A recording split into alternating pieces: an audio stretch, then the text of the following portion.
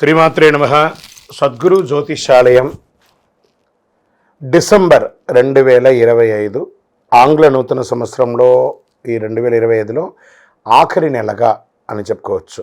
ఆంగ్ల సంవత్సరంలో ఆఖరి నెల డిసెంబర్ 1 నుండి డిసెంబర్ 31 వరకు ఈ నెలంతా కూడా ఈ ద్వాదశ రాశులకి ఎలా ఉన్నాయి, రాశి ఫలితాలు ఎలా ఉన్నాయి, ప్రతి ఒక్కరికి కూడా జాతకం అంటే ఒక నమ్మకం.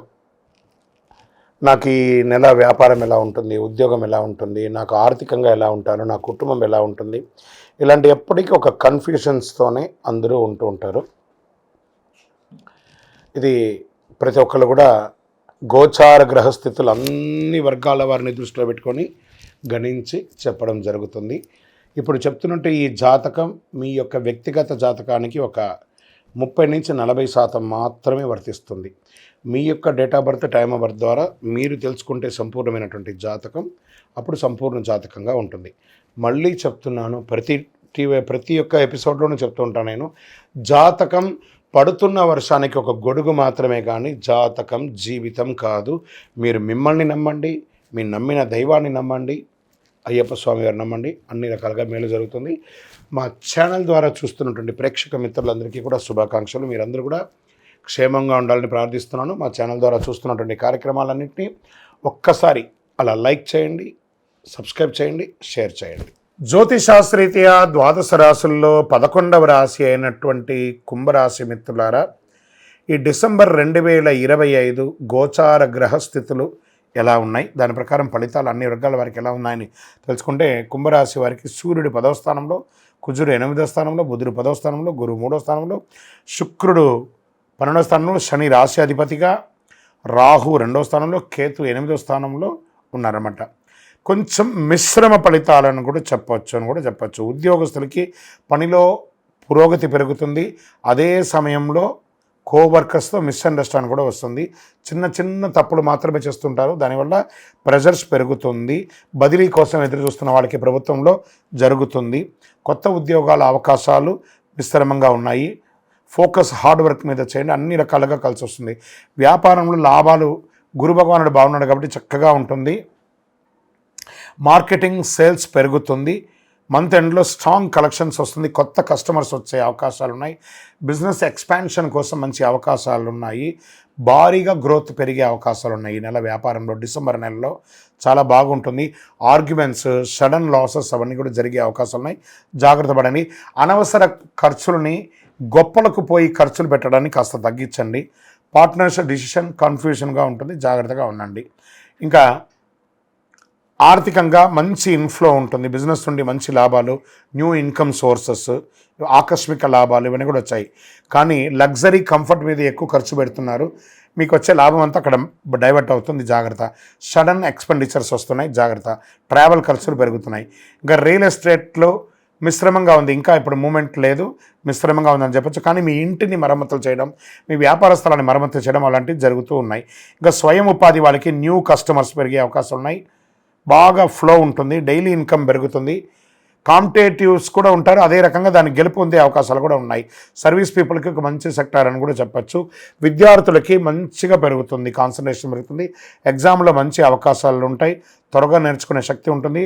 టెక్నికల్ స్టడీస్, కాంపిటేటివ్ ఎగ్జామ్స్ నుంచి మంచి అవకాశాలు ఉన్నాయి. అదే సమయంలో ఈ యొక్క సోషల్ మీడియా మీద నుంచి దూరంగా ఉండడానికి ప్రయత్నం చేయండి. ఆన్లైన్ యూసేజ్ తగ్గించండి, బాగా ఉంటారు. ఇంకా ఫారిన్ ఉద్యోగస్తులకి ఆల్రెడీ ఉద్యోగం స్థిరపడి అక్కడ ఉద్యోగం పోగొట్టుకుంటూ ఉద్యోగం కోసం ఎదురు చూస్తూ ఉన్న వాళ్ళకి ఇదొక మంచి సమయం, టర్నింగ్ అనుకుంటూ చెప్పచ్చు. విదేశాల్లో ఉద్యోగం చేస్తున్నటువంటి వారు కాస్త మీ స్ట్రెస్ని కొంచెం తగ్గించండి. అన్నీ సెట్టుకుంటుంది, అన్నీ సర్దుకుంటాయి. డోంట్ వరీ, అన్ని రకాలుగా మేలు జరుగుతుంది. మీకు అద్భుతమైనటువంటి ఈ రోజులు ఫిబ్రవరి, మార్చి తర్వాత చాలా అవకాశాలు రాబోతున్నాయి. ఇంకా ఆన్సైట్ ఉద్యోగానికి ఎన్నో రోజులుగా శాంక్షన్ అయ్యి కూడా వెళ్ళలేని వాళ్ళకి జాన్ ఫిబ్రవరిలో గెట్ రెడీ, చక్కటి అవకాశాలు ఉన్నాయి. ఇంకా ప్రేమికుల మధ్య చాలా మిస్అండర్స్టాండింగ్తో దూరమైన వాళ్ళందరూ ఏకమయ్యే అవకాశాలు ఉన్నాయి. బంధువులు, భార్యాభర్తల మధ్య సఖ్యత లోపం ఉన్నదంతా కూడాను ఆర్థికమైనటువంటి దృశ్యాలన్నింటినీ కూడా ఇంట్లో డిస్కస్ చేయడం వల్లనే ఇలాంటివి జరుగుతున్నాయి. ఇల్లు అనేది ఒక ఆనందంగా ఉండడానికి కోసమే కానీ దాని వ్యాపార స్థలంగా మార్చకండి. ఇంట్లో ఇంట్లో లాగే ఉండండి. తప్పకుండా మీ శ్రీమతికి మీరు ఇంపార్టెన్స్ ఇవ్వండి, మీ స్త్రీ వారికి మీరు ఇంపార్టెన్స్ ఇవ్వండి. చక్కగా ఉంటుంది, అద్భుతంగా ఉంటారు. ఇక వివాహం కాని వారికి మంచి సంబంధాలు రాబోతున్నాయి. సంతానం కోసం ఎదురు చూస్తున్న వారికి మార్చి ఏప్రిల్లో శుభవార్త వినే అవకాశాలు బాగా కనబడుతున్నాయి. మీ పిల్లల యొక్క చదువు బాగా పెరుగుతుంది. ఆరోగ్యం పట్ల కొంచెం టెన్షన్స్ పెరుగుతూ ఉంటుంది. బ్యాక్ పెయిన్ వచ్చే అవకాశం ఉంది. డైజెషన్స్ ఇష్యూ వస్తూ ఉంటుంది. కళ్ళకు ఈ ఎడమ వైపు ఈ యొక్క కనుబొమ్మల దగ్గర నొప్పి వచ్చే అవకాశాలు బాగా కనబడుతున్నాయి. కాస్త చెడు అలవాట్లు ఏమైనా ఉంటే కంట్రోల్గా ఉంచుకోండి. జాగ్రత్తగా ఉండాల్సినటువంటి ఒక సమయం. Lucky number 7. మీరు శనివారం శని భగవాన్ని ప్రార్థన చేసుకోవాలి. దేహిమే బుద్ధి వైశిష్టం అని చెప్పి స్వామివారి దగ్గర ప్రార్థన చేసుకోవాలి. శనీశ్వరాయనం అని చెప్పేసి ఆరోగ్యం కోసం సూర్య భగవాన్ని ప్రార్థన చేయాలి. ఆదిత్య హృదయం చెప్పాలి. పసుపు కలర్లో ఉన్నటువంటి ఏ వస్తువైనా కూడా దానం ఇవ్వండి. మీ యొక్క వయస్సు ఎంత ఉందో అన్ని దీపాలను మీ ఇష్టదైవం దగ్గర ప్రార్థన చేయండి. ఓవరాల్ మీకు చంద్రాష్టమం వచ్చేటప్పటికి 12/12/2025 10:20 ఉదయం నుండి 14/12/2025 9:41 రాత్రి వరకు 2.5 రోజులు చంద్రాష్టమం ఉంటుంది. ఈ 2.5 రోజులు వాహనం నడిపేటప్పుడు, సంతకాలు పెట్టేటప్పుడు, ఇతరులతో మాట్లాడేటప్పుడు చాలా జాగ్రత్తగా ఉండండి.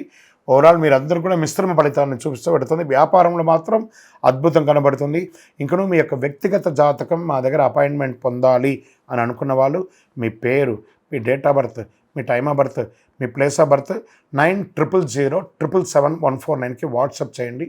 కాల్ చేయకండి. విజయోస్తు. సో ఇంకనూ ద్వాదశ రాశుల ద్వారా రాశి ఫలితాలు పొందిన వాళ్ళందరూ కూడా ఆయుర ఆరోగ్య ఐశ్వర్య భోగభాగ్యాలతో ఉండాలని మనస్ఫూర్తిగా ఆశీర్వదిస్తున్నాం. అయ్యప్ప స్వామి వారి అనుగ్రహం మీకు అందరూ కలగాలని ప్రార్థిస్తున్నాం. మీరు తిరుపతికి వచ్చినప్పుడు మన అయ్యప్ప స్వామి వారి 18 అవతారముల దేవాలయం తిరుపతిలో నిర్మించాం. జీవకోన అనే ఒక ప్రాంతంలో వచ్చి దర్శనం చేసుకోండి. ఈ 60 రోజులు కూడా అన్నదానం ఉంటుంది మన దేవాలయంలో. తిరుపతికి వచ్చినప్పుడు మధ్యాహ్నం ఒక రోజు మన దేవాలయంలో భిక్ష ఆతిథ్యం స్వీకరించండి. అందరూ వచ్చి విజయోస్తు. మీకోసం ప్రార్థన చేస్తూ ఉంటాం. చంద్రమౌళి వెంకటేష్ శర్మ. శరణమయ్యప్ప. అయ్యప్ప భక్తులందరికీ కూడా ఈరోజు ఒక విశేషమైనటువంటి మెసేజ్తో రావాలని ముందుకు వచ్చాము. రానున్న డిసెంబర్ 1వ తారీఖున తెలంగాణలోని అద్భుతమైనటువంటి క్షేత్రమైనటువంటి లక్ష్మీ నరసింహస్వామి క్షేత్రం యాదగిరిగుట్ట నరసింహస్వామి వారి యొక్క దేవాలయంలో స్వాతి నక్షత్రం అనమాట. ఆ రోజు ఉభయ తెలుగు రాష్ట్రాల్లో ఉన్న వాళ్ళందరూ కూడా చాలా గొప్పగా చూసే తెలంగాణ యొక్క వైకుంఠం అని కూడా చెప్పే యాదగిరిగుట్టలో స్వాతి నక్షత్రం రోజు ఉదయం 5 గంటలకు వైకుంఠం మెట్ల దగ్గర నుంచి గిరి ప్రదక్షిణం అనేది జరగబడుతుంది.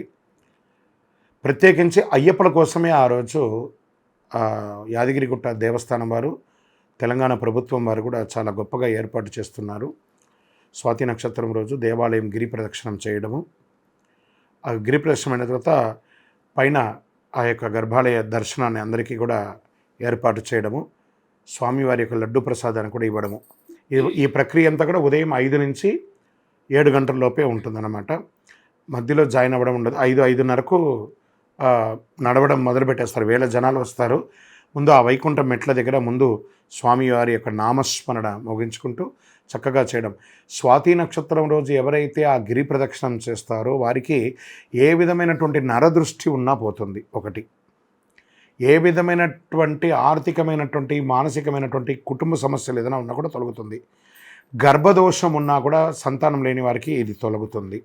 వివాహం కాని వారికి ఎన్నో రకాలుగా ఇబ్బంది ఉన్న వాళ్ళకి తొలగుతుంది. గిరి ప్రదక్షిణం ఆ యొక్క లక్ష్మీ నరసింహుడు, యోగ నరసింహుడు, ధ్యాన నరసింహుడు, ఇలా గండవేరుండ నరసింహస్వామి, ఇంతమంది పంచ నరసింహులు ఉన్నటువంటి ఒక గొప్ప క్షేత్రం అది, స్వయంభూ క్షేత్రం.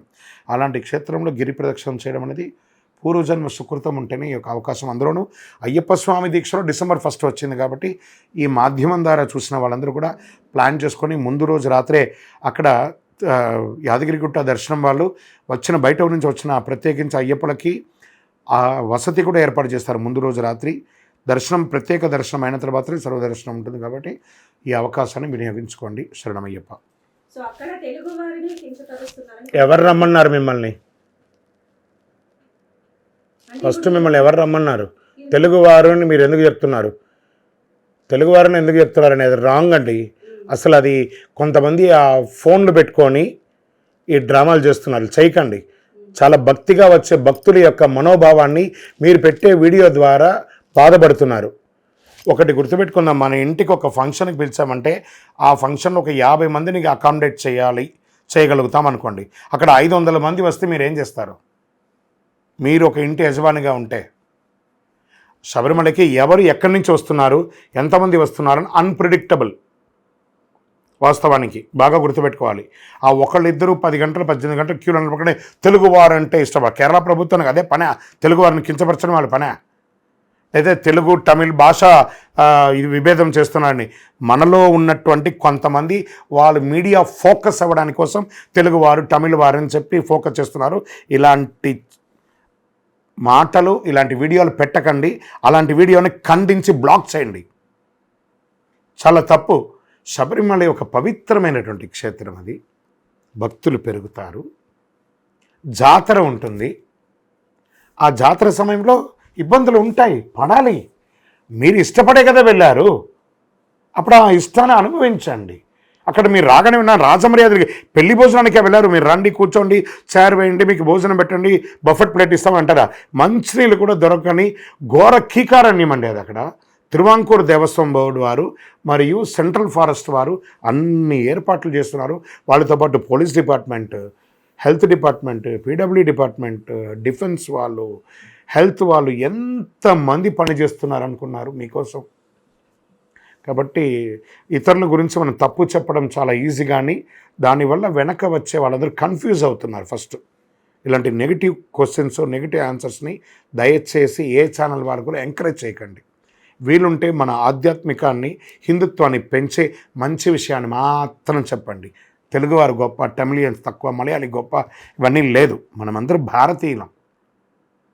నేను కూడా చూస్తాను 2-3 వీడియోస్ అదే వైరల్ అవుతుంది. ఓ వారం నుంచి ఒకడే మాట్లాడుతున్నారు తెలుగు వాళ్ళంటే తక్కువ. ఏం తెలుగు వాళ్ళని తక్కువ అంటే మేము పేరు మీద ఏమన్నా నేను తెలుగు, నేను తమిళ్, నేను మలయాళం అని ఏమన్నా అక్కడ బోర్డు వేసుకొని పోతున్నారు శబరిమలకి ఎవరన్నా? అందరూ నల్ల బట్టలే. ఎక్కడ చూసినా నీవే అయ్యప్ప, ఎవరి డ్రెస్సు చూసినా నలుపే. ఇంకా ఇక్కడ భాష ఎక్కడ ఉంది, ఊరెక్కడ ఉంది, తెలుగు అది ఇవన్నీ ఉన్నాయి. ఇవన్నీ అబద్ధపు మాటలు. ఎంటర్టైన్ చేయకండి.